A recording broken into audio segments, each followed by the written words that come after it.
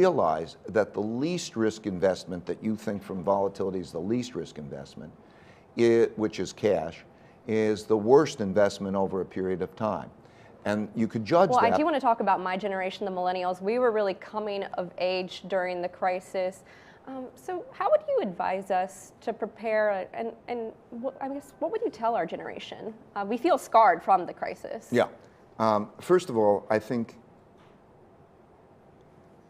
one of the problems is that the experience that you had as the last experience is the one that's going to stick in your mind and probably will not be the one that's going to get you. So that the next experience will be very, very different.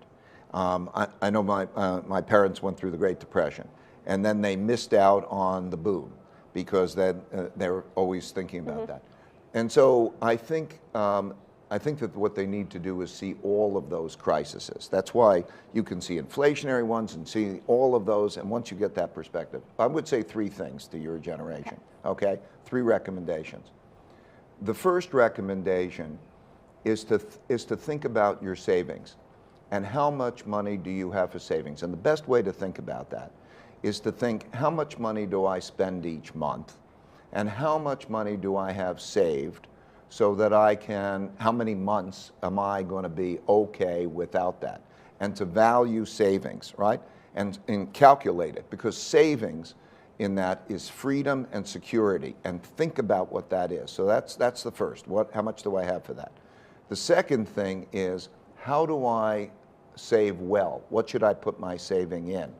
And when thinking about what you should put your saving in, realize that the least risk investment that you think from volatility is the least risk investment, which is cash, is the worst investment over a period of time. And you could judge that by judging the rate of inflation in relationship to the after-tax income you're going to earn. So if you have an inflation rate that's 2 or 3%, and you're earning 1%, and you have to pay taxes on that 1% or the 1 or 2% that you're going to get, you're going to get taxed essentially at 2% a year, and that's going to be a problem. So you have to move into assets that are other assets that are going to do better over a period of time. And when you do that, the most important thing I can convey to you is to diversify well.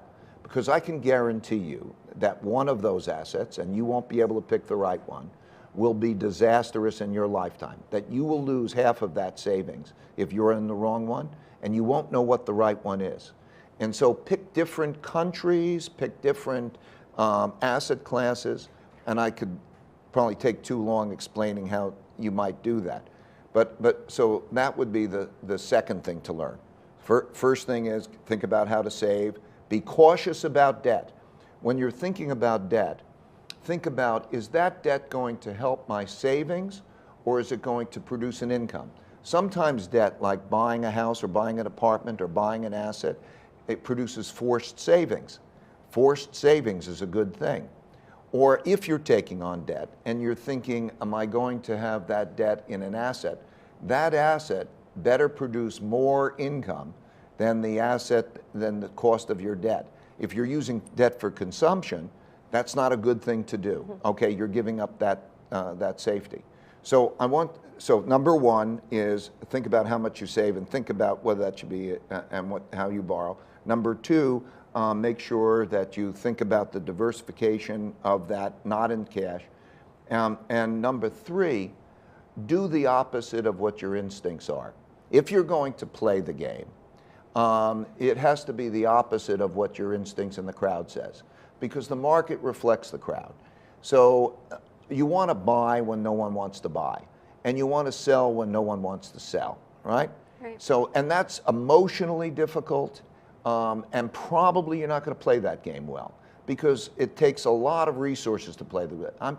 We spend hundreds of millions of dollars each year to try to play that game well, and it's a tough game to play well. So I would caution you about the market timing game, but I would say that if you're going to do it in the ways that are uncomfortable, because they're opposite your instincts. That's really good advice, Ray. One more thing that really resonated with me in the book was, if in the next downturn, some of the implications could be the impact on pension obligations, health care. Is my generation going to be on the hook for that? Yeah. So we pay a lot of attention to debt, and we should, but pension obligations and health care obligations are just like debt. They're obligations that require cash to fund those things. And when you think about that, we don't have enough money to fund those things. And so there'll be a squeeze. And I think that's also part of this political conflict, because when you say to somebody that you're not going to be able to fully fund their pension, or how are you going to fund it, what are you going to take it away from in order to fund it? Or if you think about the health care issues and so on with the demographics, and those require taking things away from people that have been promised to people, and or do you print the money? These are issues that will be important for your generation. And you know, not only are you an incredible money manager, but you're also a really big philanthropist. And when you're talking about the next downturn, you're also bringing up some big social issues, the wealth gap. How do you think about that? How do we address this issue? Because it sounds like it's going to be a very big problem. Yeah, I think capitalism has got to work for all the people, and democracy's got to work for everybody. And we're in a situation right now, because of a lot of things, that it's not working for a large portion of the bottom 60%. I separated the averages to the bottom 60% and the top 40%. I could have done it the 80% or even 95%. And it's not working for a large percentage of the population. We don't have adequate education. We don't create bottoms. In many cases, my wife works in Connecticut to try to help what are called disengaged and disconnected youth. Let's give you a picture. Connecticut, which is the richest state in the country, or equal to the richest state in the country, has 22% of its high school students are disengaged or disconnected. Disengaged means they attend high school, but they don't really study, they just sort of get through. And disconnected means they don't even know where they are. 22%. Now, those students, those people are going to be on the street. That's a problem. There are school districts in which they have to share books, or in some cases, even have to share pencils. They literally will break a pencil in half and sharpen it from both ends, or pass it around and so on. And that issue about opportunity in terms of education or even income opportunity. There's a population that in that bottom 60% where opiate use is rising and suicides are rising. I think there has to be considered a national emergency in which we create metrics. What are those conditions? And that there should be a dealing with that. I think that these things can be dealt with much, much better. But it has to be treated in a way that that's dealt with. And that has by making them productive. I don't mean by giving money or by giving welfare, but by doing certain things, probably in private-public partnerships, in which the private sector, that could be business sector, together with the government sector, can do the checks and balances to make those things productive. I see many of these cases. I fund, for example, microfinance. Grameen America is one, but a number of those. And the capacity to lend somebody $1,000 and get paid back, not 99%, 98% payback rates. And that $1,000 can create the purchase of a rug cleaning piece of equipment, and that person's in business to be able to be productive.